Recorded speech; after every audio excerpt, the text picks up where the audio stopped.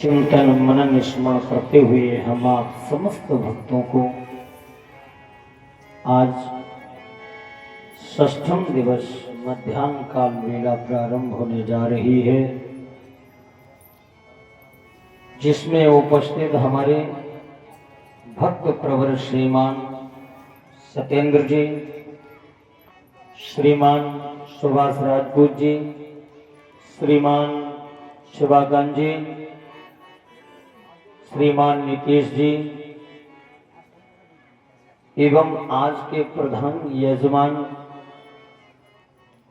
श्रीमान धर्मपाल जी, सब परिवार भक्तों की भक्ति के द्वारा इस पावन पवित्र स्थान श्री संकट मोचन शनिदेव मंदिर पर रामलीला ग्राउंड में समस्त भक्तों की भक्ति के द्वारा आज प्रभु के परम चरित्र श्रवण करने का हम आप सभी को यह शुभ समय प्राप्त हो रहा है। इस प्रांगण में उपस्थित भागवत के रसिक जन, प्रेमी जन, भक्त जन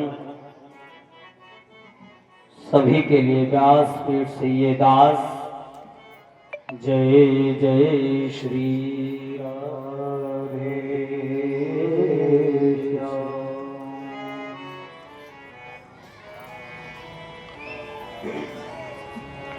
तो मैं निवेदन करूंगा यजमान जी से,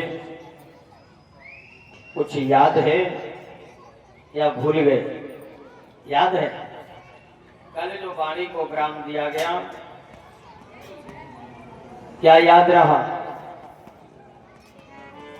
गिरिराज भगवान की पूजा हम आप सभी ने मिल करके इस पावन पवित्र प्रांगण में की, सुना भी और पूजन को किया भी। भगवान ने इंद्र की पूजा इसलिए बंद कराई, अहंकार खत्म करने के लिए। प्रभु का काम है कि अहंकारी को दंड देना और उसका अहंकार खत्म कर देना। भगवान का भोजन क्या है? भगवान का भोजन ही अहंकार है। जब ही ज्यादा अहंकार हो जाए तभी प्रभु की शरणागति पकड़ लो और समर्पण कर दोगे तो मामला बन जाएगा। अगर अपने आप को अकड़ में बैठा दिया तो मामला ही बिगड़ जाएगा। इसलिए मामला न बिगड़े, वो सही बना रहे, उसके लिए सर्वप्रथम हम आप सभी मिलकर के प्रभु के चरणों में 2 लाइन से वंदन करें और फिर श्री हर चर्चा में प्रवेश करें।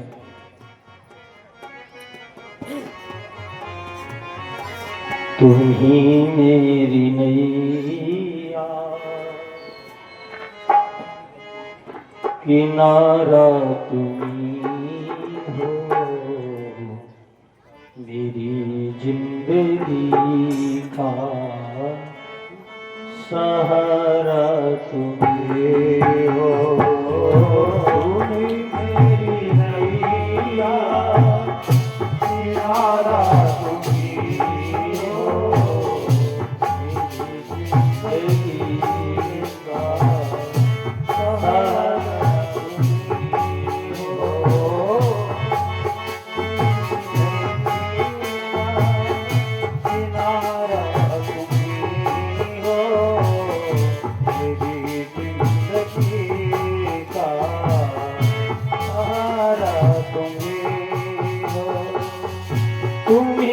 सूर्य बनकर चमकते हो प्यारे, तुम्ही सूर्य बनकर चमकते हो प्यारे, तुम्ही बिजली बनकर कड़कते हो प्यारे।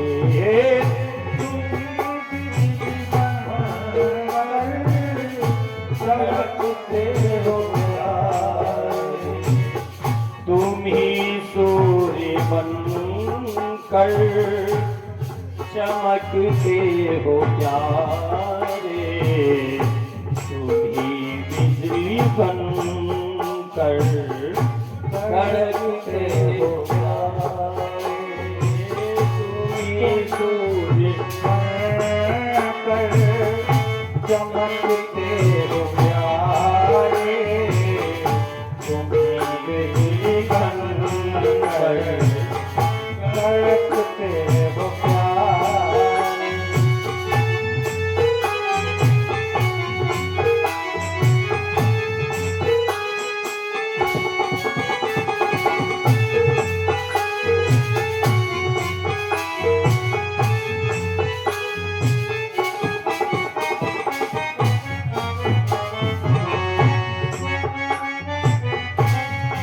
तुम्ही चांद तारे सितारा तुम्ही हो, तुम्ही चांद तारे सितारा तुम्ही हो, तुम्ही चांद तारे सितारा तुम्ही हो,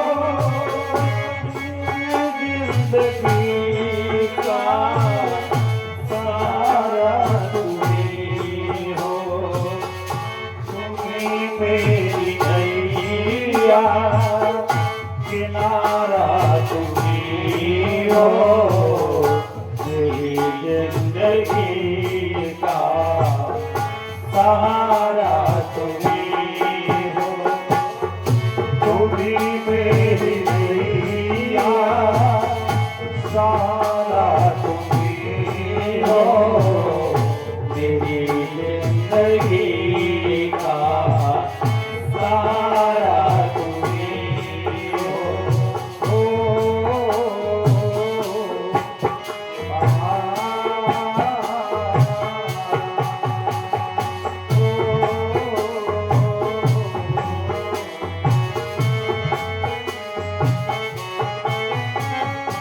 तुम्ही पुष्प बनकर चमकते हो प्यारे, तुम्ही पुष्प बनकर महकते हो प्यारे, तुम्ही पुष्प बनकर महकते हो प्यारे, तुम्ही बन के बादल बरसते हो प्यारे, नदी सिंधु सागर की धारा तुम्ही हो,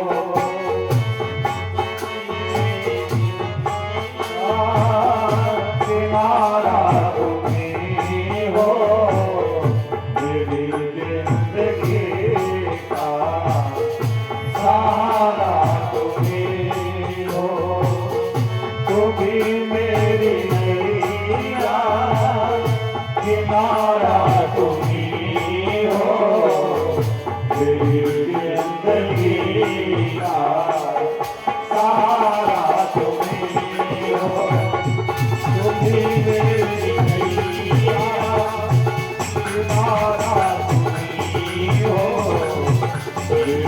जिंदगी का सहारा तुम्ही हो,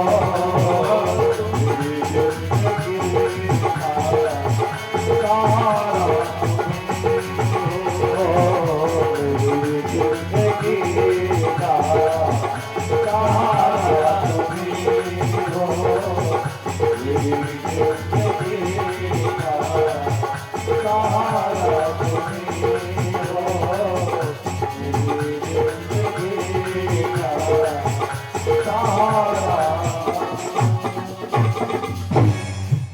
उन प्रभु की शरण में जाने से ही सारी व्यवस्था बन जाएगी। और इसी बीच में हमारे श्रीमान भरत यादव जी गत वर्ष जिन्होंने 11,000 रुपए का अनुदान हमारे लेंटर के लिए, मंदिर के लेंटर के लिए दिया, मैं निवेदन करूंगा कृपया आए।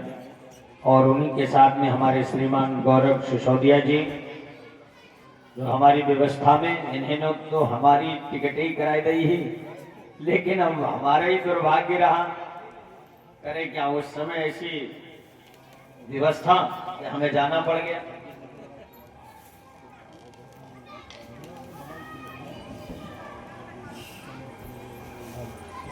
Hello hello hello hello hello hello बच्चे, हेलो हेलो।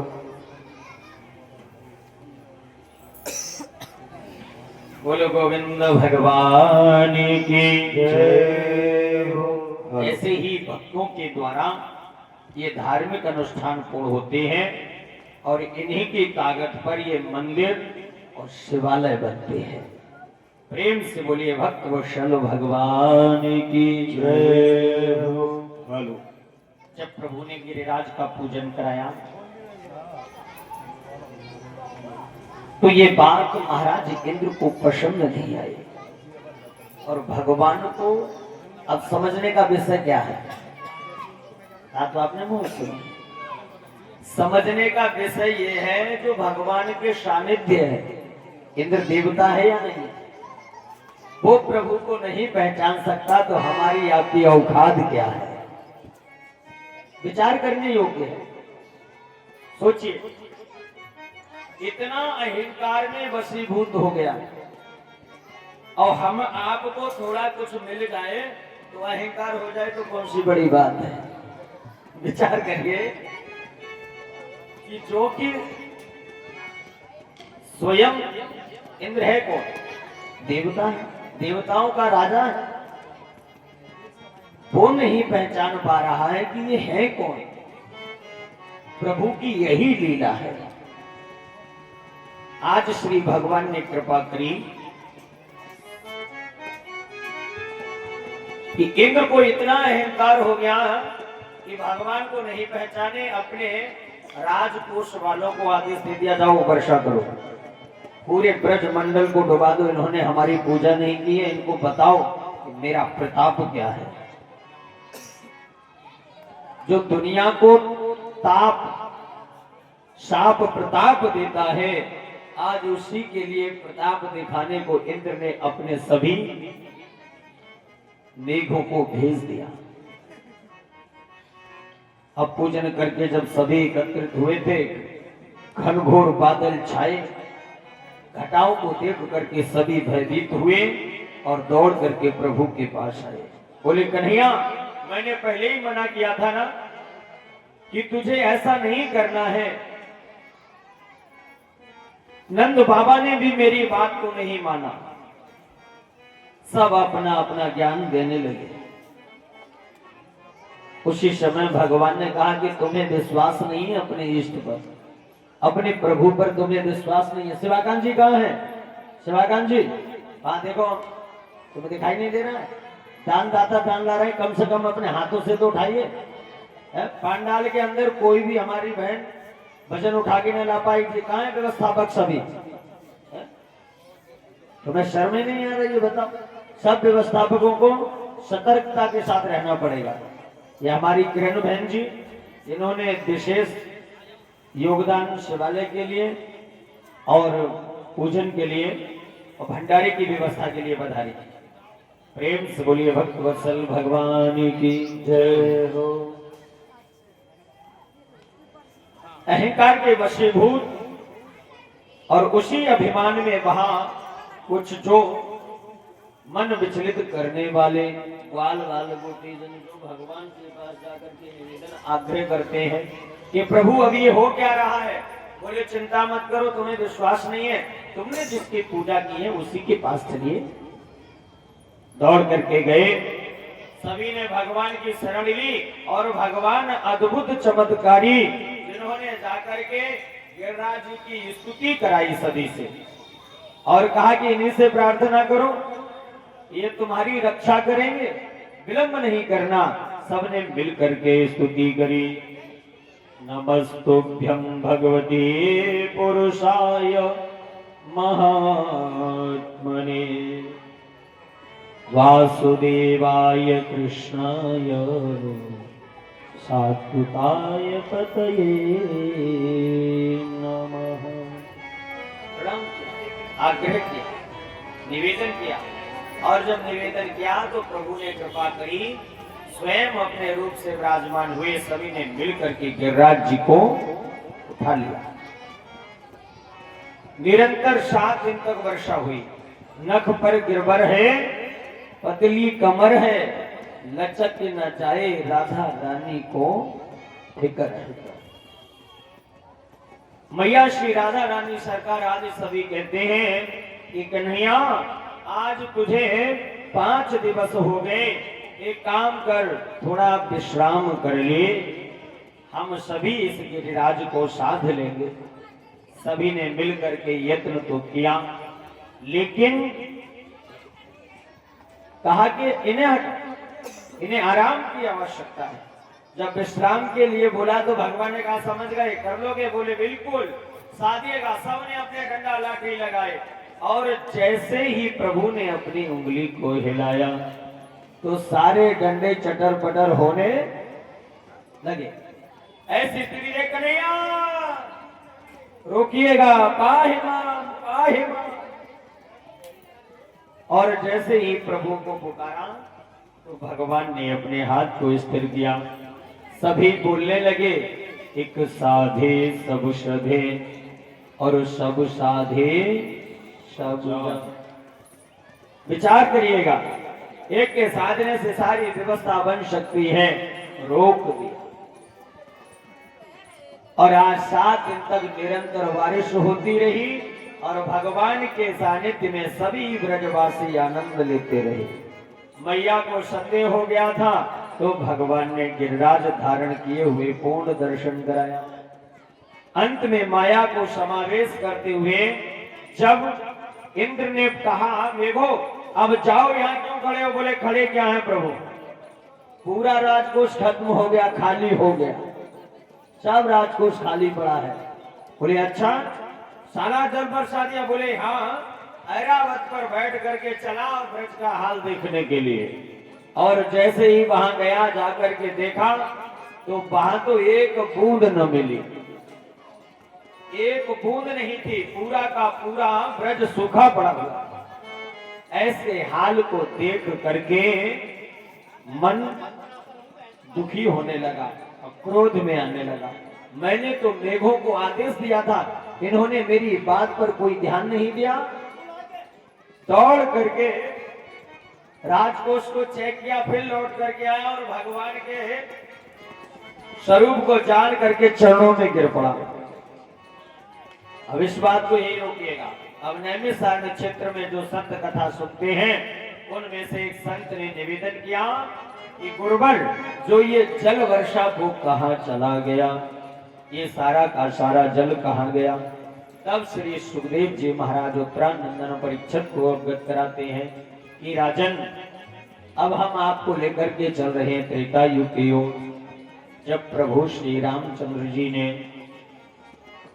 लंका पर विजय प्राप्त कर ली, और विजय प्राप्त करने के बाद भगवान अयोध्या में आए और उनका राज्याभिषेक हो गया। उसके बाद निवेदन किया मैया सीता ने प्रभु से, हे प्रभु, आपने अपने पूरे जीवन में सारे कार्य तो कर लिए, झगड़ा भी हो गया, विजय भी हो गई, राज्य भी ले लिया, अब गद्दी पर भी बैठ गए आप, सारी व्यवस्थाएं आपने जितने संकल्प लिए सारे पूर्ण कर डाले, लेकिन आपने कभी अपने आंगन में 2 ब्राह्मणों को भोजन नहीं कराया। ये श्रद्धा केवल माता जी के अंदर हुई। हाँ, माता बहनन में होए और पितन में तो होते ही ना है, वे तो सोचते ही ना है, जब भूखे पड़े रहो तुम बोलो गोविंद भगवान की जय हो। अब मैया ने जब ये बात करी तो भगवान बोले, काहे ब्राह्मण के चक्कर में पड़ रही हूँ, तुम काऊ के चक्कर में ना पड़ो, क्योंकि ब्राह्मण से खराब कोई चीज है ही नहीं, है नहीं। सबसे बड़ी प्रधानता यह है कि मुंह पे गाली दी जाती है, पीछे छोड़ो, मुंह पे। और तो और क्या बताएं, कितनी दशा खराब है, ये तो भगवान ही मालिक है। उसके बाद भी सब सहन करते हुए आपके प्रति निष्ठा रखने वाला, विचार करिएगा। आज श्री भगवान की ऐसी कृपा कि जब आग्रह किया तो मैया सीता को भी अपनी रसोई पर विशेष अहंकार था। बोले जाओ एक ब्राह्मण की दावत करो, या ऐसे ब्राह्मण की दावत करना जो कुछ खा पी ले। तो श्री भगवान गए और जाकर के अगस्त जी को निमंत्रण दिया, आग्रह किया कि गुरुवर कल हमारे यहाँ आप प्रसाद ग्रहण कर लीजिएगा। जब आग्रह किया तो अगस्त जी ने स्वीकार कर लिया, और जब प्रातः हुआ तो अगस्त जी घर आए। दरवाजे पर मैया सीता ने तत्काल बुला करके प्रभु श्री राम जी के द्वारा पद प्रक्षाल्य सबसे पहले पैरों को धुला, यथोचित आसन दिया। अब तो व्यवस्था ही इतनी बढ़िया हो गई है। पहले जब विप्र की दावत की जाती थी ब्राह्मण की तो बड़ी नम्रता पूर्वक, अब दावत कैसे करी जाती है बता दूं आपको। हाँ, फोन लगाया, ध्यान कहाँ है आपका? आज देखो, आगे अगर बैठा करो तो हमारी तरफ ध्यान रखो, क्योंकि अगर गाड़ी के ड्राइवर के पास में कोई बैठ करके थोड़ा भी झिक जाए तो गाड़ी पलट जाए। उसी प्रकार से अगर आगे बैठना है तो मौन धारण करके बैठिए। अब बात करनी है तो बहुत बड़ा पांडाल है, काऊ कोने में बैठ जाओ, कोई दिक्कत ही नहीं है, आराम से बोलो गोविंद भगवान की जय हो। तो गाड़ी हमारी पलटन मत दो, है ना। हाँ, और लाइव चल रहा है, और देखो अगर मामला इधर उधर होगा तो मामला बिगड़ जाएगा, इसलिए बोलो गोविंद भगवान की जय हो। इसलिए मैं आपसे आग्रह कर रहा हूं कि जब ब्राह्मण को दावत दी जाए तो क्या अनुरोध करते हैं, क्या कहते हैं?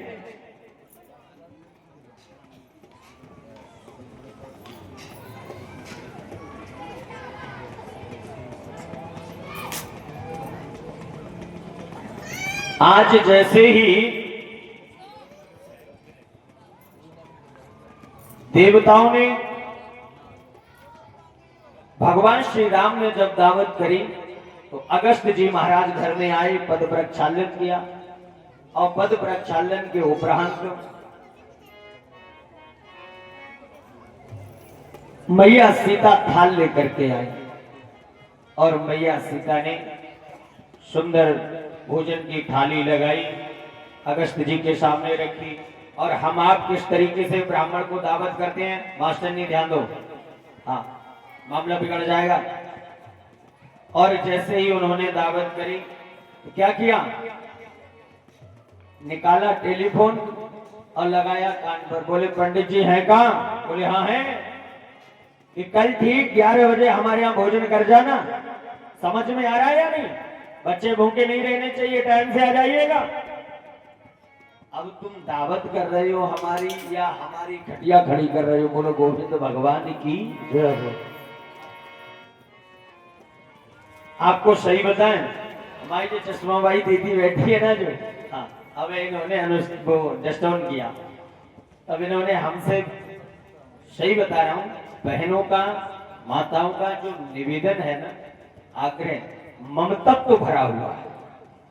इनके ममतत्व से ही पूरा पेट भर जाता है, भोजन की आवश्यकता ही नहीं पड़ती। सत्य बता रहा हूं आपको।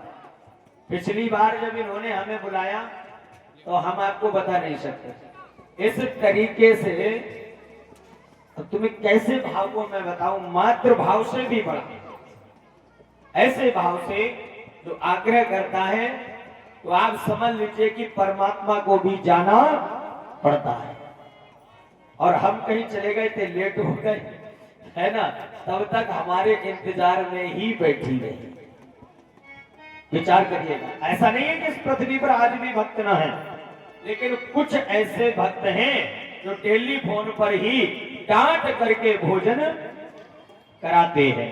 अब जैसे ही पंडित जी पहुंचे, आसन दिया, बिठाया, मैया सीता थाली लाई, बढ़िया सुंदर भोग लगाया, दोनों हाथ जोड़े, और अगस्त जी ने जब थाली पर भोजन की पर दृष्टि डाली तो क्या देखा, छोटी छोटी कटोरियों में कई प्रकार के आइटम बने रखे थे।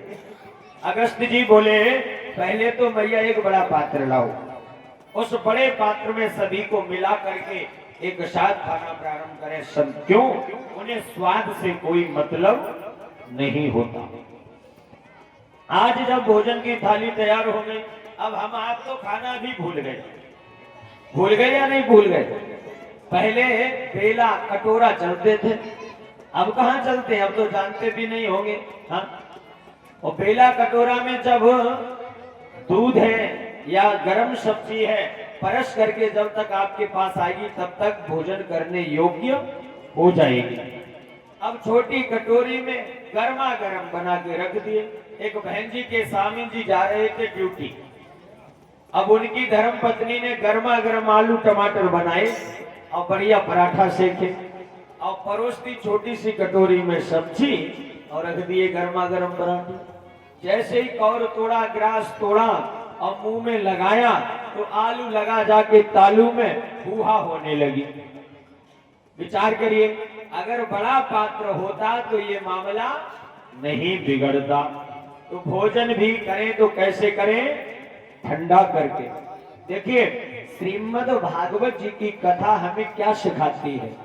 हमें मरना सिखाती है। क्या सिखाती है? अच्छा, ऐसा कोई व्यक्ति है जो मरे ना? हाँ, कोई है जो न मरे? कोई नहीं है ना, इस संसार में कोई नहीं है। पक्की बात। अच्छा, तो हमें उसकी तैयारी करनी चाहिए कि जो होना है, या हमें उसकी तैयारी करनी चाहिए जो न होना है? और तैयारी किसकी कर रहे हैं हम आप? जीने की। हम ही है सर्वस्व, जो है सब हम हैं, मेरे अलावा कोई इस संसार में है ही नहीं। जो भी करूंगा मैं करूंगा। अपने निजी अभिमान में बैठे झूठे, सच्चा भी नहीं, झूठे, क्योंकि ये सब झूठा ही तो है।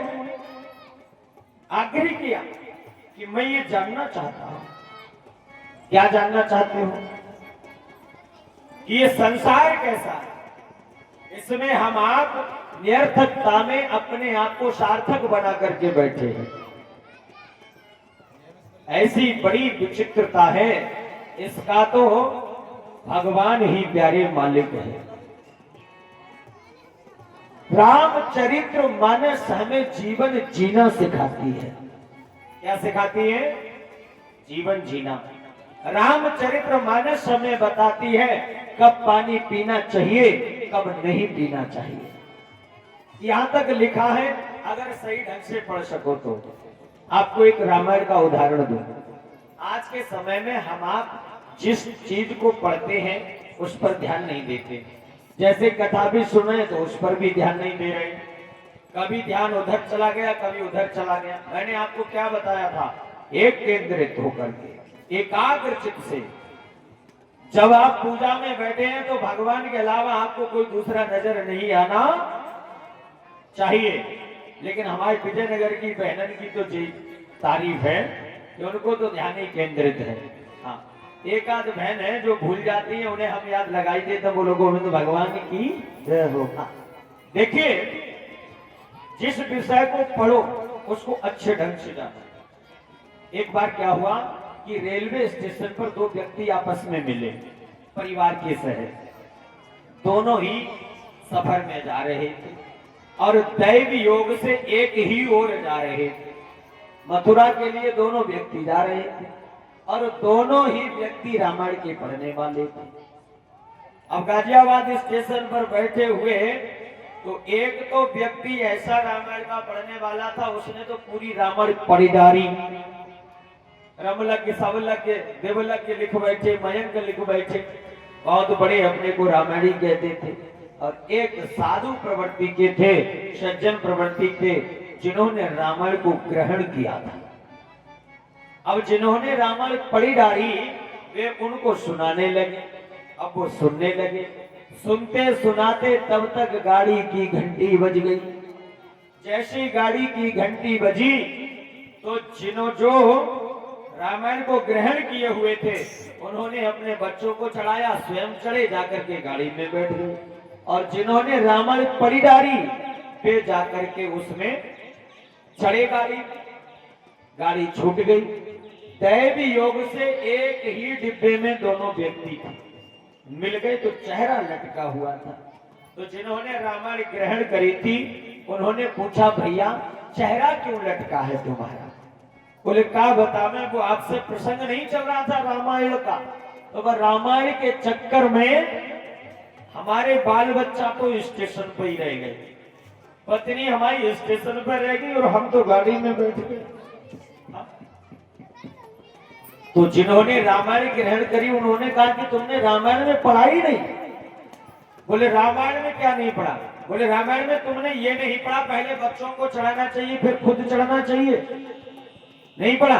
बोले रामायण में कहां लिखी है कि पहले बच्चों को चढ़ाओ फिर स्वयं चढ़ो? जो बातें रामायण में लिखी है। बोले हाँ लिखी है, लेकिन तुमने न पढ़ी, तुमने तो पूरी रामायण पढ़ डाली। तो गोस्वामी जी ने लिखा है कि पहले किसको चढ़ाना चाहिए? बच्चों को चढ़ाना चाहिए, पत्नी को चढ़ाना चाहिए या स्वयं चढ़ना चाहिए? क्या लिखा है ध्यान दीजिएगा। सिया चढ़ाए चढ़े रघुराई, राम सखा तब नाम मनाए।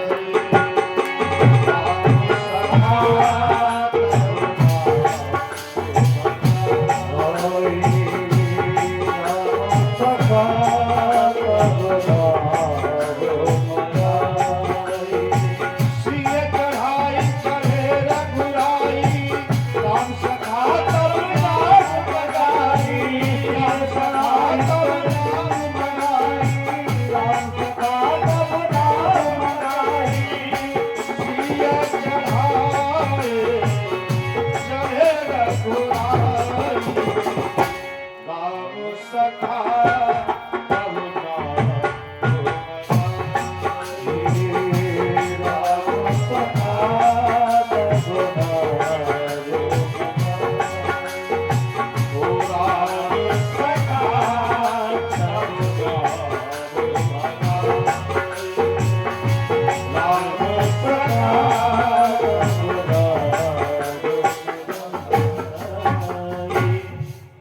किया तो पहले किसको चढ़ाया प्रभु श्री राम ने?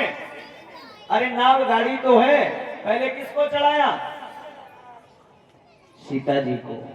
सिय चढ़ाए चढ़ी रघुराई, राम सखा तब नाम मगाए। अब विचार करिए पहले कौन चढ़ा? सीता जी।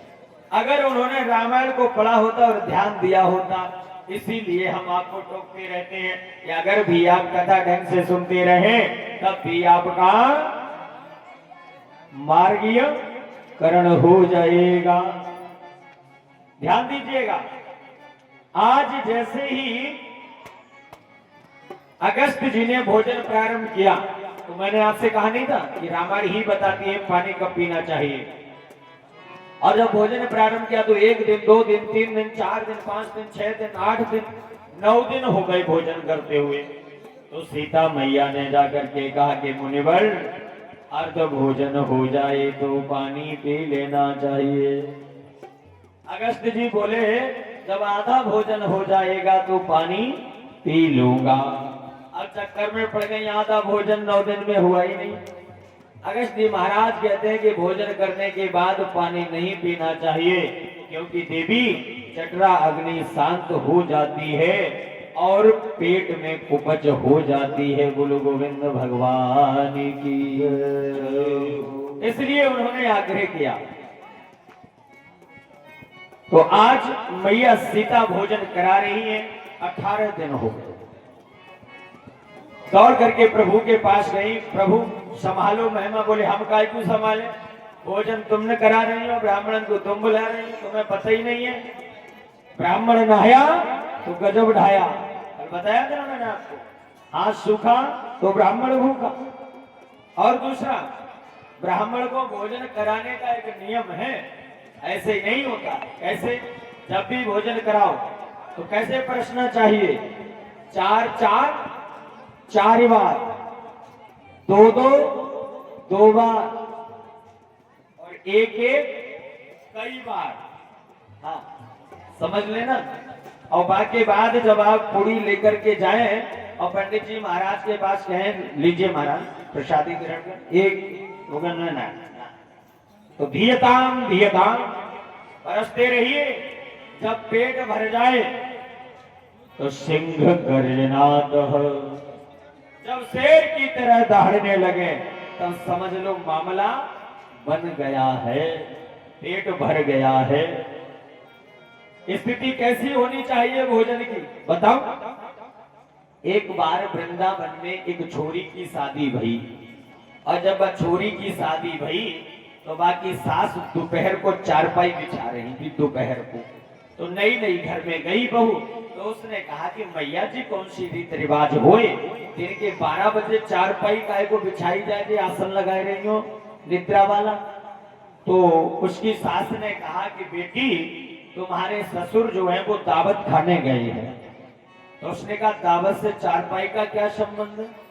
बोले जब दावत खा के आएंगे ना तो इतना भोजन करके आएंगे कि उन पर उठा बैठा नहीं जाएगा, सीधे चारपाई पर ही। तो बहू ने कहा कि माताजी बस, तो पिताजी काय को दावत खाए जाकर, इतनो थोड़ो खाए पाते। तो सास ने कही कि फिर तेरे बाप कितो खाते। तो बहू ने जवाब दिया कि मैया हमारे पिताजी जब दावत खाए जाए तो वहीं से चारपाई पर धर के,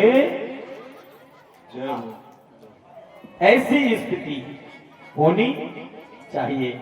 आज वही स्थिति मैया अगस्त जी की करना चाहती है, लेकिन नहीं हो पा रही। दौड़ करके गई, प्रभु के चरणों में प्रणाम किया, प्रभु कृपा करिए। भगवान ने कहा समझ में आ गया? बोले सब समझ गई, मैं जो भी कार्य करो श्रद्धा पूर्वक करना चाहिए। आज मैया के रसोई को जो अहंकार था उसको भगवान ने खत्म किया, और श्री नारद जी के द्वारा, श्री हनुमान जी के द्वारा तुलसी दल दे करके अगस्त जी को परिपूर्ण किया। उसी समय दोनों हाथ जोड़ करके बोले देवी जल लेकर के आइए। दौड़ करके मैया गई कि प्रभु जल आप पिला दीजिए, भोजन मैंने करा दिया। अगस्त जी ने जाकर के, राम जी ने जाकर के अगस्त जी महाराज के दोनों हाथ जोड़े, प्रणाम किया कि गुरुवर जल मैं अभी आपको नहीं पिला सकता, जब द्वापर का युग होगा और उस समय मैं अवतार लेकर के आऊंगा, जब इंद्र का मैं अहंकार खत्म करूंगा, उस समय वो अपने अभिमान में आकर के ब्रज पर जल की वर्षा करेगा और उस जल का पान आपको करना पड़ेगा। वो भगवान ने उनसे आग्रह किया। अगस्त जी अपने घर गए और आज द्वापर के युग में जब उसने अपना प्रकोप किया तो उसी समय भगवान ने अगस्त जी महाराज का स्मरण किया और सारा का सारा जल श्री अगस्त जी महाराज ने पान किया। सभी ब्रजमंडल वासी बड़े प्रसन्न हुए। इस गोवर्धन भगवान की भगवान ने पूजा कराई। मैया यशोदा को बड़ी चिंता हुई। अब आपको एक चीज और मैं बताना चाहूंगा कि भगवान श्री कृष्ण को हम आप गलियों में घुमा रहे हैं। हाँ, कमंडल में वो क्या बोलते हैं, कंडिया में रख करके गलियों में घुमा रहे हैं। भगवान कृष्ण की सेवा बहुत कठिन है। क्यों कठिन है? कि हम उन्हें बाल स्वरूप मानते हैं। ये इससे पहले 56 भोग नहीं लगता था। भगवान को मैया 8 बार खिलाती है। कितने बार खिलाती है? 8 बार। कैसे खिलाती है? 4 पहर होते हैं दिन के, 4 पहर होते हैं रात्रि के। मनसा वाचा कर्मणा 3 प्रकार की भक्ति करती है। और उस मैया जब 8 बार प्रभु को प्रसादी देती है तो कितने दिन तक भगवान ने अपनी उंगली पर गिरिराज जी को धारण किया? कितने दिन? 7 दिन। अब 7 दिन का भोजन कितना हो गया? कितने बार हो गए? कितने पहर हो गए? 7 8 56 होते या नहीं? तो इसीलिए मैया ने अपने लाल को 56 भोग खिलाया, वो एक साथ में। अब आप अगर सेवा करते हैं तो 8 बार प्रभु को प्रसादी ग्रहण कराओ, उनकी सेवा करो। ये कार्य संतों को सौंपा गया है। देखिए हम आप ग्रस्त हैं, मैं ये मना नहीं करता कि आप भगवान की सेवा ना करें। सबसे बड़ा ग्रस्त होता है और ग्रस्त के पास सारी व्यवस्थाएं सौंप दी गई हैं। वो संतों की सेवा करे, धर्म की रक्षा करे, सारी व्यवस्थाएं तुम्हारे हाथ में है। इसलिए तुम्हारे लिए सब माफ है, लेकिन मर्यादा में, मर्यादा का उल्लंघन नहीं होना चाहिए। भगवान का कक्ष जहां है उनको उसी कक्ष में रखो। अगर हमारे बाप एमए बीएससी किए हुए हैं तो वो अपनी संतान को घर में ही पढ़ा सकते हैं, वो विद्यालय क्यों भेजते हैं, ये विद्यालय क्यों बनाए गए। इसलिए आपसे मेरा आग्रह है कि अपनी संस्कृति को बना करके रखिएगा। हमें आपको अपनी संस्कृति का खंडन नहीं करना है और अपने इष्ट का हमें अपमान भी नहीं करना है। आप उन प्रभु की व्यंगमयी मूर्ति को लेकर के इधर उधर नहीं जाइएगा। इस प्रकार से श्री सुखदेव भगवान श्राद्ध परीक्षित को अवगत कराते हैं कि राजन, भगवान ने उन गिरिराज जी महाराज के बारे में अवगत कराया और गिरिराज जी का भगवान ने उद्धार किया। प्रेम से बोलिए गिरिराज भगवान की जय। इसके उपरांत आज हम आपको अवगत कराएं कि मामा के बारे में। जब ये भगवान ने लीला कर ली, ब्रज में बहुत लीलाएं करी हैं, इसके बाद मामा कंस को चिंता सताने लगी। अब इतने चिंता मग्न मामा कंस हो गए कि 24 घंटे उठते बैठते खाते पीते चलते फिरते नाचते, केवल एक ही ध्यान है। क्या ध्यान है? कृष्ण। अच्छा ये बताओ, बैरी अच्छा या प्रेमी अच्छा है? बैरी बहुत शुभ है। बहन जी के लिए ताली बजाइएगा। पूछो क्यों? प्रेमी को आप भूल जाओगे लेकिन बैरी को नहीं भूल पाओगे। मेरे प्रभु कहते हैं मुझसे तुम्हें जो करना है, द्वेष करो, प्रेम करो, क्रोध करो, लोभ करो, मोह करो, जो भी करो, जैसे भी करो, लेकिन उसे सच्चा करो।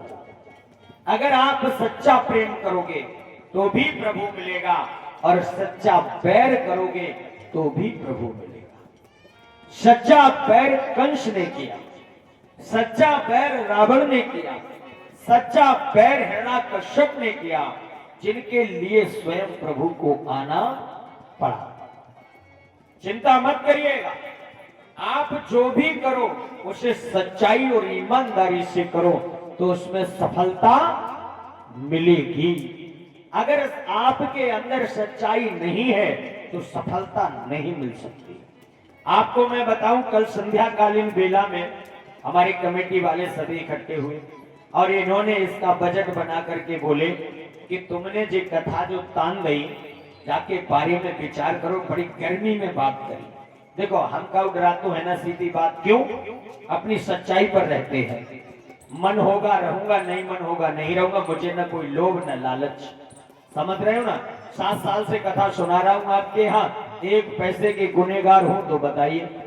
मैंने अपने हाथ से स्पर्श भी किया हो तुम्हारी गद्दी का, बताइए आप।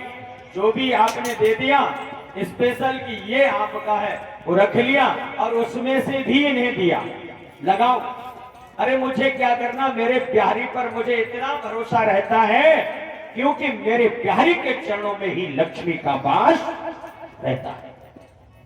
अगर लक्ष्मी के मैं मांगना चाहूं तो नहीं मिलेगी, लेकिन बिहारी को पकड़ लूं तो लक्ष्मी मैया को मेरे आगे पीछे घूमना पड़ेगा। क्यों पड़ेगा? क्योंकि मेरा प्रभु मेरे साथ है तो मेरी मैया को भी आना पड़ेगा। आपके आशीर्वाद से अब दूसरी जगह जाने के लिए हमारे पास सूचना आ रही है। उन्होंने कहा अपना मुंह खोलो। हमने कहा हमको जो खरीद थोड़ी रहे ना बेच रहे, मुंह का खोले। बताओ, आप बताओ गुरुजी इस बार क्या दक्षिणा लोगे? हमने कहा उनसे कि हमें दक्षिणा नहीं चाहिए, अगर भक्ति हो तो कराइए। तो कल शाम को इन लोगों ने भी हमें पूरी ताकत दिखा दी अपनी। क्यों? देखो लाइव तो नहीं चल रहा है तो चलने दो, क्या करें बताना तो पड़ेगा यार। तो क्या बात हो गई, होगी देखी जाएगी।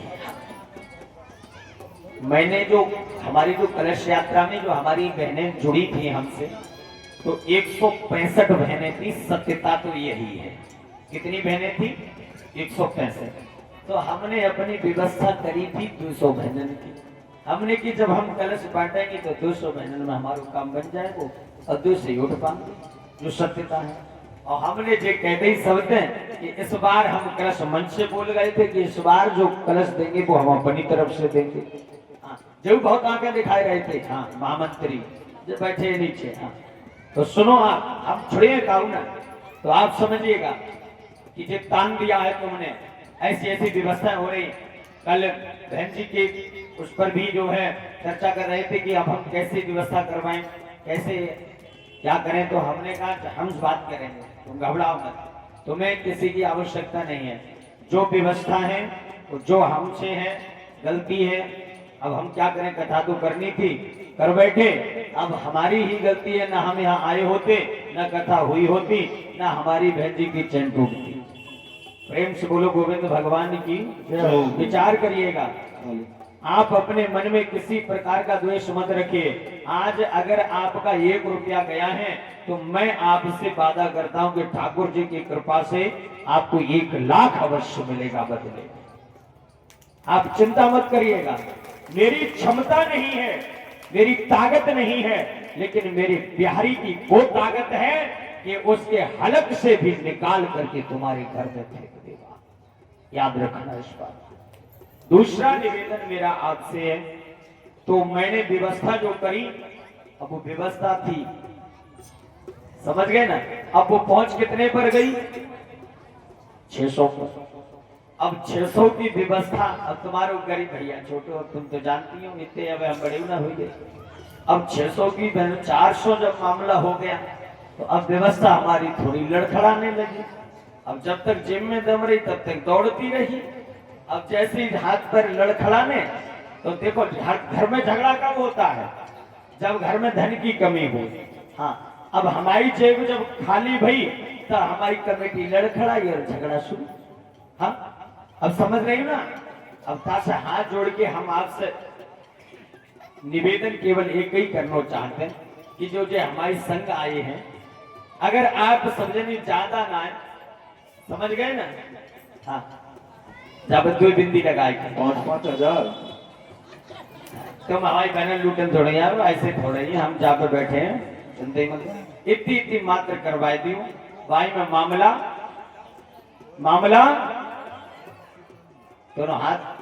दोनों हाथों से बताओ, बोलो सच्चे दरबार की जय हो। हमें काऊ की जरूरत ना, तुम्हारी कमेटी तुम जानो, तुम्हारो काम में मोह कोई लेना देना। हमारी तो व्यवस्था हमारी बहने हमारे लिए, बोलो गोविंद भगवान की जय हो। और भंडारे की व्यवस्था हमारी बहन ने कर ही दी। अब तुम्हारी रही तो अपना तुम पत्थर लगाओ, चाहे पत्थर में मूड मारो, बोलो गोविंद भगवान की जय हो। हाँ, हमें कोई जरूरत ना है काऊ। क्यों? देखो मैं आपको सत्यता बता रहा हूँ, अपने मन की बात। हमें आप लोगों पर इतना बड़ा गर्व है, इतना बड़ा गर्व है, हम यहाँ कथा कुछ नहीं सुना पाते हैं और ना सुना रहे हैं। ये मैं लाइव बोल रहा हूँ ना, मैं 1% कथा सुना पा रहा हूँ। कारण क्या है, जैसे ही कथा के प्रसंग में पहुंचा तब तक शिवाकांत जी अब पल्ले ना पड़ी, तब तक तो जो लाइन जुड़ी थी बकट गई। एकाग्रचित होकर के सुनाई जाती है और सुना जाता है। इतने में तब तक दूसरे भैया आए, उनने कहा अब हमें ना समझ पाए तुम क्या कह रहे हो, तो हमने इनसे कही थी ऐसे पर्चा बना के रख दो करो, जब बनेगी बात तब बताएंगे। अब जे रख गए हैं तो आ गई स्वामी जी। अच्छा हाँ, तो आपको मैं यही तो बता रहा हूँ कि लाइन जुड़ नहीं पाती और कथा तभी होती है जब माइंड बिल्कुल फ्री हो। और कल तो हम इतने कट रहे हैं, सत्य बता रहा हूँ, इतना डिस्टर्ब था मामला, क्योंकि आप समझ ही रहे थे स्थिति को। क्यों जिन बहनों को मैं बुलाता तो मेरी जिम्मेदारी होती है, ऐसा नहीं है कि हम जिम्मेदारी से पीछे हट जाए, लेकिन कुछ प्रभु की इच्छाओं के ऊपर डिपेंड रहता है। उनसे बड़ा संसार में कोई नहीं होता। मैं भी उनसे प्रार्थना करूंगा कि अगर तूने मुझे इस लायक बनाया है तो उस लायक मत कर जो मैं तेरे सामने नेत्र मिलाकर के अपना मुख न दिखा सकूं।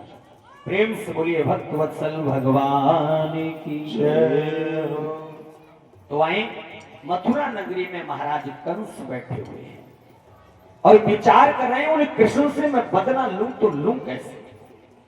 इतने में श्री नारद जी महाराज का पदार्पण हुआ।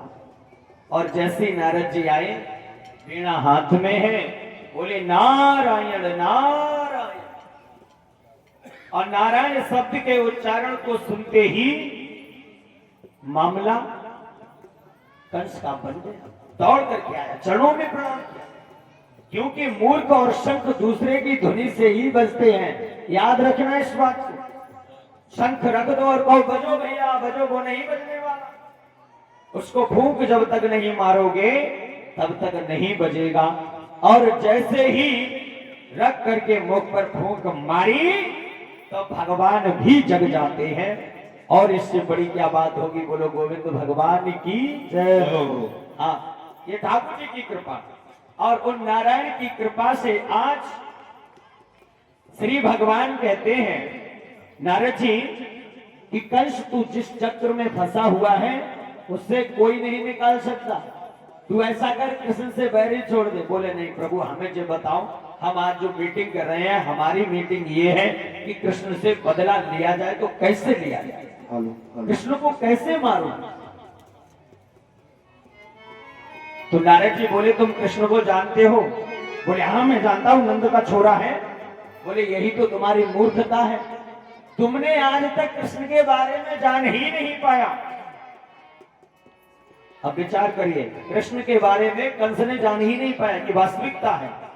तभी श्री व्यास जी महाराज ने लिखा, यशोदया सुताम कन्या देवक्या कृष्ण में वचः।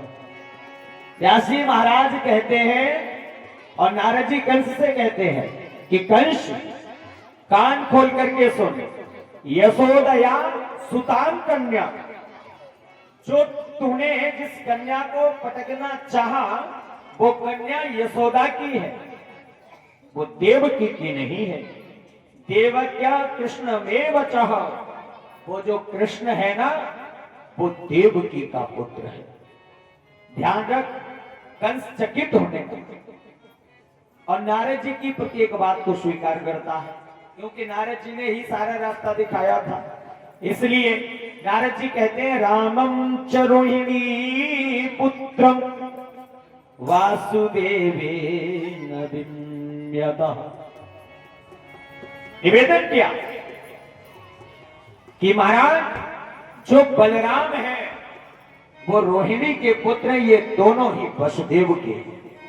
और जैसे ही वसुदेव का नाम सुना तो उसने तलवार को खींचते हुए कहा कि ऋषिराज, मैं इसी वक्त जाकर के देव ऋषि में उस वसुदेव की गर्दन को काट दूंगा। तलवार खींच ली। नारद जी ने कहा नारायण नारायण, इसीलिए तो तुम्हारी बुद्धि काम नहीं करती है कंस, जोश में तुमने होश खो दिया। नौजवान भाइयों ध्यान दीजिएगा, जब तक था जोश तब तक नहीं आया होश, और जब आया होश तो खत्म हो गया जोश। याद रखिएगा, जोश में अपने होश को मत खोइएगा, क्रोध में अपने होश को मत खोइएगा, आवेश को बना करके रखिएगा। परीक्षित जी महाराज, मुख्य यजमान जी, ध्यान दीजिएगा, जोश में कभी होश नहीं खोना चाहिए, उसको संतुलन में रखिए। अगर उस समय जाकर के कंस अगर वसुदेव की ओर तलवार उठा देता तो मैं नहीं कहता, नारद जी कहते हैं कि कन्हैया कंस एक बात याद कर, अगर तूने वसुदेव की तरफ दृष्टि भी डाल दी वो वासुदेव तेरी सृष्टि बदल देगा। और यही होता है जब क्रोध में व्यक्ति हो, उस समय बुद्धि और विवेक शून्य हो जाता, और शून्यता में आकर के ऐसे कदम को उठा बैठता है कि उसकी सृष्टि ही बदल जाती है। याद रखिए। और आज यही स्थिति कंडीशन आकर के खड़ी हुई किसके सामने? कंस के सामने। और उनको संभालने के लिए कौन खड़ा था? नारद जी। संभाल लिया। नारद जी ने क्या कहा कि वासुदेव तेरी सृष्टि को बदल के रख देगा, इसलिए कान खोल के सुन। अब करूं क्या? बोले करना क्या है? करना यह है कि तुम एक काम करो, तुम्हें भोले बाबा ने धनुष दिया है। बोले हाँ दिया है। इस धनुष का परीक्षण कर लो। तुम इस मथुरा नगरी को सुंदर सजाओ, और जब मथुरा नगरी सज जाए और इसमें एक मेला लगवाओ, उत्सव मनाओ, और उस उत्सव में कृष्ण और बलराम को बुलाइए। और जब कृष्ण और बलराम आवे तब क्या करना है? घर में तो बिल्ली शेर हो जाए, तुम तो चक्रवर्ती सम्राट हो, बोलो गोविंद भगवान की जय हो। सही है ना? घर में तो सभी शेर हो जाए और तुम तो स्वयं शेर हो। अब खुद ही समझदार हो, करना क्या है? बोले नारद जी का मार्ग तो बहुत बढ़िया है। इस बात को सुन करके कंस ने अब विचार किया कि मथुरा को भेजूं किसे, मथुरा जाए कौन, और जा करके कृष्ण और बलराम को लेकर के यहां पर कौन आवे, किसको भेजा जाए। अब उन्होंने ये विचार किया, परामर्श किया, सभी मित्र मंडली को एकत्रित किया। अब वार्ता उनकी प्रारंभ हुई, और जब मिल करके उन्होंने एकाग्र चित्त से ध्यान लगाया और ध्यान लगा करके आग्रह किया कि मैं किसको बुलाऊं, ऐसा कौन है जो भगवान श्री कृष्ण से अत्याधिक प्रेम करता हो और मेरे भय के अंदर रहता हो। कामयाबी वही ले पाएगा जो दोनों पक्षों में मिला हो, वही इस कार्य को कर सकता है।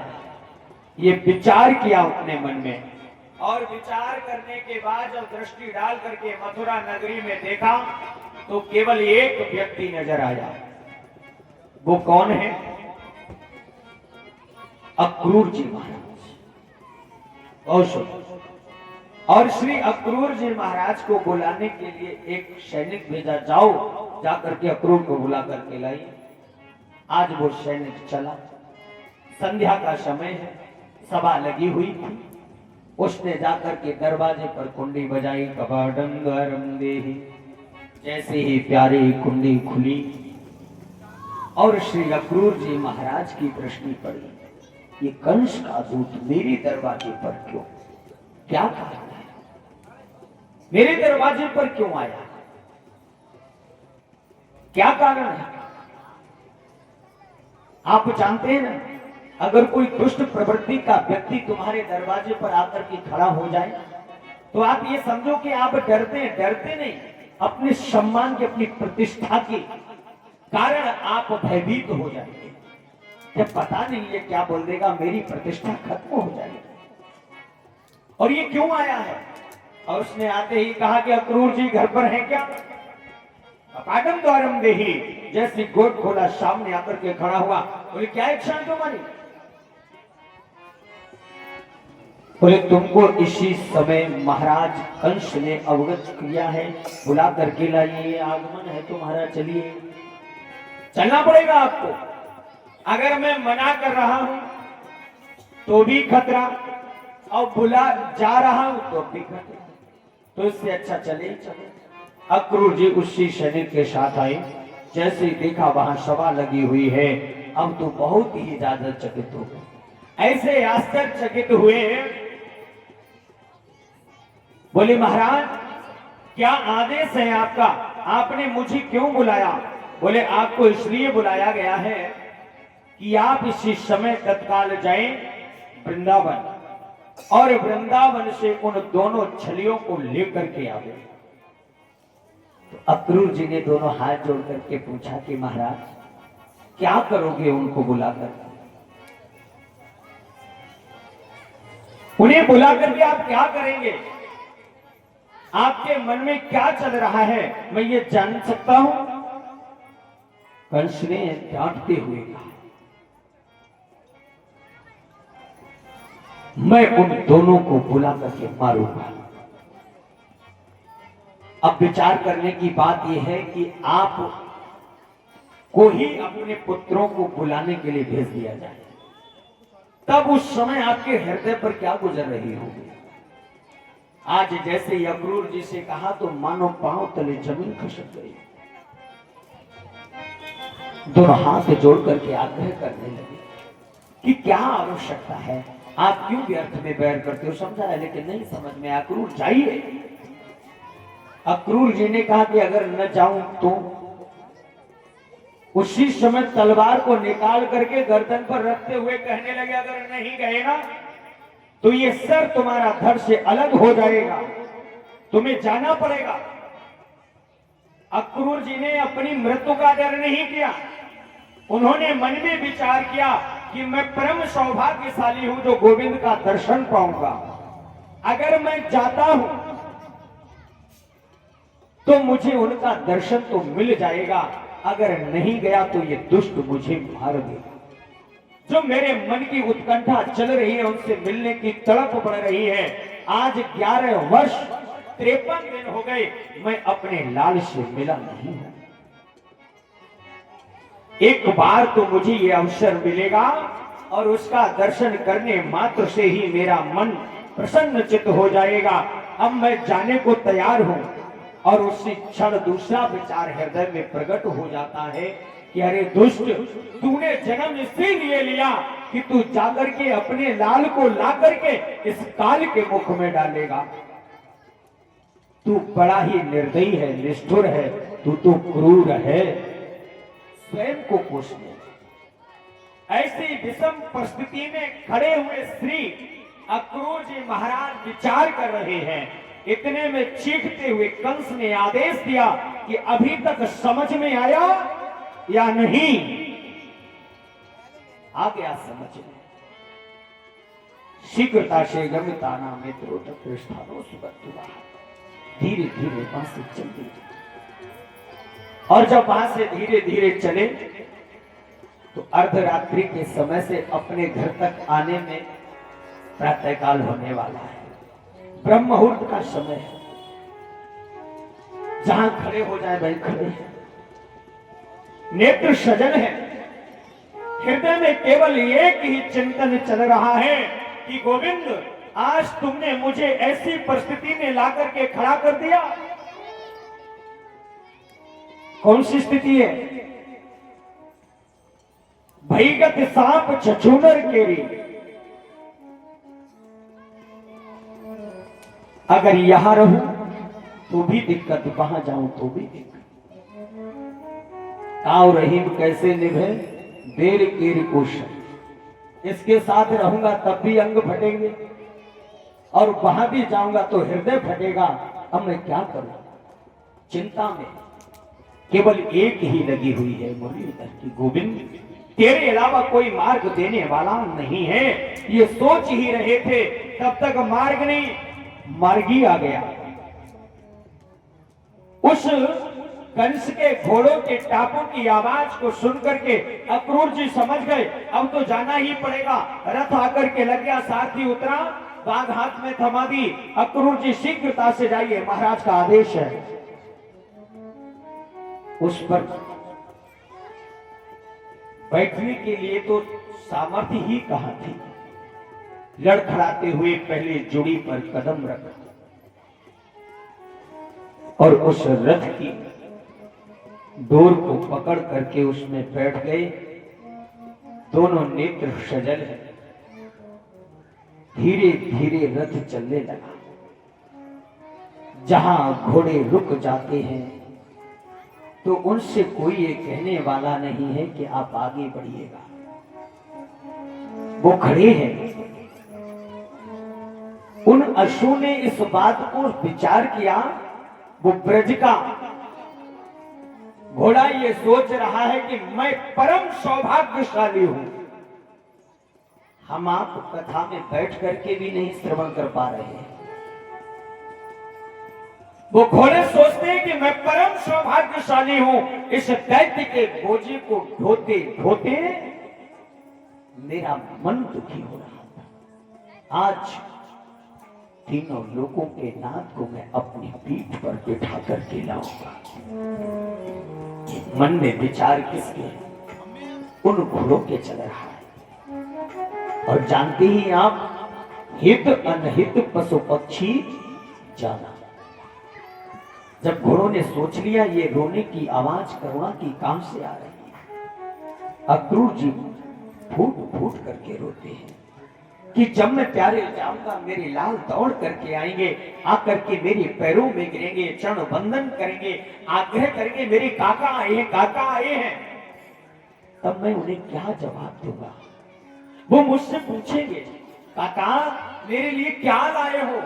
तब मैं क्या कहूंगा? तुम्हारे लिए मैं मृत्यु का पैगाम लेकर के आया हूं, यही तेरा इनाम है कन्हैया। क्या यही मैं दर्शन करूंगा, यही शब्द बोलूंगा? हृदय फटा जा रहा है। इस आवाज को सुन करके उस रथ में जुटे हुए अश्वों की अश्रु धाराएं बह रही है। विचार करिए, वो सोचते कुछ अनहोनी होने वाली है। आज मुझे लगता है कि मेरे द्वारा ही मेरा कन्हैया आएगा और ये दुष्ट कंस उन्हें मार देगा। अब वो रथ जो प्रातः काल बेला से चलता हुआ आ रहा है, संध्या कालीन बेला होने जा रही है। स्वास्तितो नाम स्थितम अत्रायाम रात्रौ गतम्। ऐसी स्थिति को देख करके मन अत्यधिक दुखी है और संध्या कालीन बेला गौधूल बेला है। भगवान श्री कृष्ण साथ में उनके बलराम भैया, जिनकी मस्तक पर गाय के चरणों की रज लगी हुई है, गावास चरण धूली जिनके मस्तक पर लगी हुई है, वो झिलझिलाते हुए संध्या का समय है, गौधूल बेला है, सूर्य लालिमा पर है। ऐसे समय में जब प्रभु आ रहे हैं और रथ से नीचे उतर करके खड़े अक्रूर जी देख रहे हैं कि मेरे लाल आ रहे हैं, आएंगे और मुझसे पूछेंगे तो मैं क्या जवाब दूंगा? हे प्रभु, इससे पहले ही इस शरीर से इन प्राणों को बाहर कर दो। आज आप अपनी मर्यादा को भूल जाइएगा। आपने तो मुझे ऐसी परिस्थिति पर लाकर के खड़ा कर दिया है गोविंद कि मैं न इधर और न उधर क्या करूं? कोई तो मुझे मार्ग दीजिए। ये विचार ही चल रहा था, कितने में दौड़ करके भगवान ने उनके चरणों में मस्तक को रख दिया। अक्रूर जी ने अपना सर नीचे नहीं झुकाया, क्योंकि नेत्रों में यमुना और गंगा बह रही है। अगर नीचे को सर झुकाएंगे आंसू टपक जाएंगे। प्रभु पूछने लगे बाबा क्यों रो रहे हो? क्या जवाब दूंगा कि मेरे लाल आज ही आज के हैं, कल तो इनको मरना पड़ेगा। ये अक्रूर जी का हृदय कह रहा है। अब कन्हैया भगवान की तो लीला ही निराली है। मेरे गोविंद बोल पड़े, भैया भैया तुम जानते हो काका हमें क्यों नहीं उठा रहे हैं? बोले क्यों? क्योंकि ये रथ चला करके आए, इनके हाथ थके हुए हैं, हमें आपको उठना पड़ेगा, हमारे काका थक गए हैं। ऐसे शब्दों को सुन करके हृदय फट गया, फूट फूट करके रोने लगे। भगवान उठे, अंक में भर लिया और अंक में भर करके बोल पड़े प्रभु कि काका जानते हो भैया क्यों रो रहे हैं? क्यों रो रहे हैं? कि हम आप इतने दिनों के बाद मिले हैं, इसलिए बाबा मेरे आपके प्रेम में रो रहे हैं। गोविंद की लीला के बारे में कोई अवगत नहीं करा सकता, कोई समझ नहीं सकता। विचार करिएगा। रोते हुए अक्रूर जी बोल पड़े कि कन्हैया मैं समझ नहीं पा रहा हूं कि तेरे ऊपर आज कौन बैठा हुआ है। मुझे एक शब्द बोलने का भी अवसर नहीं मिल पा रहा। हे प्रभु यही व्यवस्था बनाए रखना कि मेरे मुख से कोई शब्द न निकल पावे। अपने इन लालों की प्रति आग्रह करते, निवेदन करते, बार बार श्री अक्रूर जी महाराज हाथ घुमा घुमा करके प्रेम तत्व से पूछते। कन्हैया भगवान बोले काका अब मुझे एक बात बताओ, हमारे मामा का हाल क्या है? मेरे मामा ने मेरे लिए कुछ सूचना भेजी है क्या? आज तक तो मेरे मामा ने जो भी पैगाम मेरे लिए भेजा, जो भी संदेशा भेजा, और जितने भी अपने मामा ने भाई और सगे संबंधी भेजे, काका मैंने उन्हें वापस नहीं जाने दिया, मैंने उन्हें सही स्थान पर पहुंचा दिया। अक्रूर जी और ज्यादा संदेह में आ जाते हैं। विशेष संदेह में पड़ जाते हैं कि काका, मैंने किसी को वापस नहीं जाने दिया। जितने भी आए, जैसी परिस्थिति में आए, मैंने उनकी वही व्यवस्था कर डाली। आप भी चिंता मत करना, मैं आपको भी खाली नहीं जाने दूंगा। समझ में आ रहा है ना? मैं खाली नहीं जाने दूंगा, मैं स्वयं आपके साथ चलूंगा। ये संदेश शब्दों में भगवान श्री कृष्ण ने दे दिया और चलते चलते इतने में ही नंद बाबा का सामना हो गया। भगवान ने कहा, काका देखो हमारे बाबा हैं, मिलो। और छोड़ करके प्रभु भाग गए और उन्होंने आपस में अंक भर करके दोनों मित्र मिले और जितना भी प्रेम दर्शा सकते थे आपस की मित्रता का दर्शाया। और अंत में श्री अक्रूर जी महाराज ने कहा कि नंद, मैं एक आग्रह करना चाहता हूं। नंद बाबा ने हाथ पकड़ा, रास्ते में आग्रह नहीं होता है, ये हमारे शिष्टाचार के विरुद्ध है। आइए, ला करके उनको कक्ष में बिठाया। इतने में भगवान गौशाला से गायों को छोड़ करके आए और आ करके उन्होंने क्या देखा कि मैया यशोदा गेट पर खड़ी हुई मेरी प्रतीक्षा कर रही है। मैया यशोदा की कन्हैया पर दृष्टि पड़ी और अंतःकरण से आवाज निकल पड़ी। मैया का हृदय कहता है कि यशोदा, इस चरण रज लगे हुए मस्तक को तू अंतिम बार देख ले। ये अवसर तेरे जीवन में दोबारा नहीं आएगा। यशोदा, इस कन्हैया के मुख मंडल पर लगा हुआ ये गाय के चरणों का समावेश संगम अंतिम बार देख ले। ये तेरे जीवन में दोबारा नहीं मिलेगा। दौड़ करके भगवान आए, चरणों में गिर पड़े। मैया, आज पता है हमारे घर में काका आए हुए हैं। मैया, काका आए हुए हैं। उसी समय मैया ने अंक में भर लिया, गोद में बिठा करके हाथ घुमा घुमा करके कहती है, कन्हैया आज मुझे कुछ अच्छा नहीं लगता। मेरी तो केवल एक ही इच्छा है कि मैं पूरी रात्रि, पूरे दिवस तेरा ही दर्शन करती रहूं, मैं तुझे अपनी गोद से हटाऊं नहीं। भगवान कहते हैं कि मैया, आज तुझे क्या हो गया है? मैया बोली, कन्हैया तू बातें ना बना, मेरा हृदय कहता है कि अब ये दुलार मैं तुझे दोबारा जीवन में नहीं दे पाऊंगी। मैया ने भगवान को नाना प्रकार से माखन, मिश्री आदि पदार्थ खिलाए। खिलाने के बाद संध्या के समय भगवान श्री को सुंदर सैया लगाई और उस सुंदर सैया में भगवान को ले जाकर के लिटाया। आवाज लगाई, हृदय की केवल एक ही आवाज कि आज अंतिम बार इस सैया पर अपने लाल को मैं सुला लूं। इसके बाद ये बिस्तर लगाने का, इस शैद को सजाने का मुझे अवसर दोबारा नहीं मिलेगा। लेटा करके मैया ने चादर डाल दी और चादर डाल करके बैठ गई, मुख मंडल को ताकती रही। अंतिम बार इसको देख ले, इसके अलावा तुझे दोबारा ये जीवन में अवसर प्राप्त होने वाला नहीं है। लेटा करके जैसे ही बाहर निकल करके आई और आ करके जब दृष्टि पड़ी तो क्या देखा कि नंद बाबा अक्रूर जी आपस में वार्ता कर रहे हैं। क्या वार्ता हो रही है? अक्रूर जी कहते हैं, नंद जी, जो ये तुम्हारे घर में दोनों बालक हैं, मैंने सुना है ये वसुदेव के हैं, देवकी के हैं। कंस ने मुझे भेजा है इनको साथ में लाने के लिए। उसने मथुरा नगरी को सुंदर सजाया और उसमें धनुष यज्ञ रखा है। आपका क्या मंतव्य कहता है? जैसे ही नंद बाबा के कानों में ये शब्द पड़ा तो सुन करके बाबा अचंभित तो हो गए। अक्रूर, अगर तुम मेरे मित्र न होते तो आज मैं तुम्हारी गर्दन भी काट सकता था।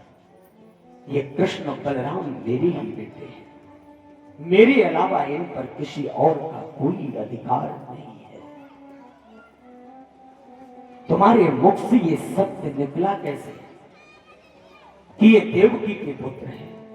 ये दोनों बेटे मेरे हैं, जाकर के मेरे बेटों से पूछ लो। और तुमने ये बड़ी भूल कर दी जो तुमने मेरे सामने तो बोल दिया, लेकिन मेरी यशोदा के सामने ये शब्द बोल मत देना। मैया यशोदा सुन रही है, सुनते ही मूर्छित होकर के गिर पड़ी। दौड़ करके बाबा आए, उठाया, ले जा करके भगवान के चरणों में माथा पटक पटक करके दोनों रोने लगे कि प्रभु तुमने हमसे ये संबंध क्यों जोड़ा? आप समझ रहे हैं कि गोविंद उस सैया पर सो रहे हैं, भगवान भी उस सैया पर नहीं सो रहे हैं, वो भी बिलख बिलख करके रो रहे हैं। इधर माता यशोदा और नंद बाबा अपने आंगन में बने हुए उन ब्रह्म के मंदिर में अपना मस्तक पटक रहे हैं कि प्रभु तुमने हमसे रिश्ता बनाने के बाद इस मार्ग को क्यों दिखा रहे हो? आज मेरे हृदय में बसे हुए कृष्ण बलराम को कहां भेजना चाहते हो? ये मेरा अंतःकरण कहता है मैं इनको नहीं जाने दूंगा, नहीं जाने दूंगा। अक्रूर जी ने आकर के नाना प्रकार से समझाया, अवगत कराया, यही सत्य है, ये देवकी और वसुदेव के ही पुत्र है। प्रातः दौड़ती हुई मां गई, चद्दर को हटाया और जैसे ही कृष्ण को देखा कि भगवान सो रहे हैं, भगवान सो नहीं प्रभु रो रहे हैं, मैया ने अंक में भरा। हृदय से एक ही आवाज आई, यशोदा इसे अंतिम बार देख ले। बाहर निकाल करके सुंदर स्नान आदि करा के सुंदर वस्त्र धारण किए। आज प्रभु 11 वर्ष 54 दिन के होने जा रहे हैं। मैया यशोदा ने नाना प्रकार के वस्त्र पहना डाले, कभी इसे पहनावे उतारे, दूसरे पहनावे, नाना प्रकार का श्रृंगार कर रही है। भगवान मौन खड़े हैं। आज मैया यशोदा ने कहा कि लाला आज तक तुमने वस्त्रों को धारण नहीं किया। आपको प्रभु की एक प्रभुता और बता दो, मेरे गोविंद ने अपने 11 वर्ष 53 दिन तक अपने शरीर पर सुंदर वस्त्र धारण नहीं किए, कभी पीतांबर तो कभी काली कमल। क्यों? प्रभु जानते हैं वही कोई ऐसा मेरा मित्र न हो जिसके पास सुंदर वस्त्र न हो, इसलिए वो मुझसे दूरियां बना ले। मेरे प्रभु ने अपने पैरों में पादुका नहीं पहनी, अपने पैरों में प्रभु ने न पादुका पहनी न वस्त्र पहने। आज मैया सजा रही, गोविंद खड़े हुए। मैया ने पूछा कि लाला आज तू एक शब्द नहीं बोल रहा है, मौन खड़े होकर के मैं जौन सा श्रृंगार करूं उसी को स्वीकार कर रहा है, क्या कारण है? भगवान बोले, मैया आप हमसे कहा करती थी ना कि कन्हैया तुम बहुत बड़ा शरारती है, तो रुक जा, तू सुधर जा। मैया आज मैं सुधर गया, आज से मैं तेरी एक एक बात का पालन करूंगा। बिलख करके मां के नेत्र सजल हुए, अंक में भर लिया कि लाला आप तो मेरे पूर्ण रूप में समझ में आ गया कि आज के बाद तू बात ही नहीं, तू मुझे दोबारा मिल भी नहीं सकता। बिलखती हुई मां के हाल को देख करके भगवान ने कहा कि मैया तू चिंता मत कर, मैं तेरे से कभी दूर हो ही नहीं सकता। ये वार्ता हो ही रही थी, पूरे ब्रज मंडल को ये अवगत हो गया, वृंदावन धाम को, कि भगवान श्री कृष्ण के लिए अक्रूर जी महाराज रथ लेकर के आए हैं और उस मामा कंस ने संदेशा भेजा है, उन्हें बुलाया है, अक्रूर लेने आए हुए हैं। गोपी ग्वाल बाल जन सभी दौड़ दौड़ करके आने लगे, मानो नंद बाबा के भवन के चारों तरफ से अंधकार छा गया, आंधी आ गई हो। सभी ने अपनी अपनी बातें रखी कि कन्हैया तुमने मुझसे मित्रता क्यों करी? मैं कभी जीवन में बोलूंगा नहीं। प्रेम तत्व की अविरल धारा में बहते हुए सभी वृंदावन वासी प्रभु से बार बार आग्रह करते कि गोविंद, तुमने हमसे इतना प्रेम किया और आज मुझे तुम छोड़ करके नहीं जा सकते। भगवान का हाथ पकड़ करके नंद बाबा रथ की ओर लाए। दौड़ती हुई मैया यशोदा आई, हाथ छुड़ा करके और उस कुंवर की कलाई को पकड़ करके आग्रह करने लगी, निवेदन करने लगी, कन्हैया, इस बूढ़ी मां को छोड़ करके तू जा रहा, तेरे अलावा इस संसार में कोई दूसरा मेरा सहारा नहीं है। हे कन्हैया, मैं तुझसे किन शब्दों में आग्रह करूं, किन शब्दों में निवेदन करूं? लाला, मेरी प्रेम तत्व की अविरल धारा बहने वाली है, कहीं ऐसा न हो उस अविरल धारा में तेरी मां बह न जाए। कन्हैया, भगवान के हाथ को पकड़ करके, कलाई को पकड़ करके मैया यशोदा क्या निवेदन करती है, क्या आग्रह कर रही है? दो लाइन से ध्यान दीजिएगा।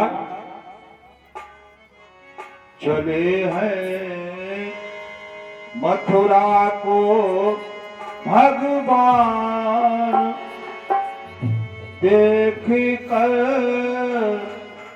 मैया भई हैरान।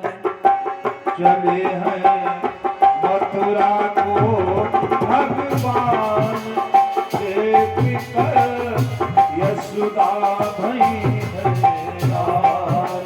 चले हैं मथुरा को भगवान, देख कर यशोदा भई हैरान। चले हैं मथुरा को भगवान, देख कर यशोदा भई हैरान। चले हैं मथुरा को भगवान, देख कर यशोदा भई हैरान। सुन के नाथ यशोदा आई, बोली कुमारी की पकड़ कलाई। सुनकर माते यशोदा आई, बोली कुमारी की पकड़ कलाई। सुन के मात यशोदा आई, बोली कुमारी की पकड़ कलाई।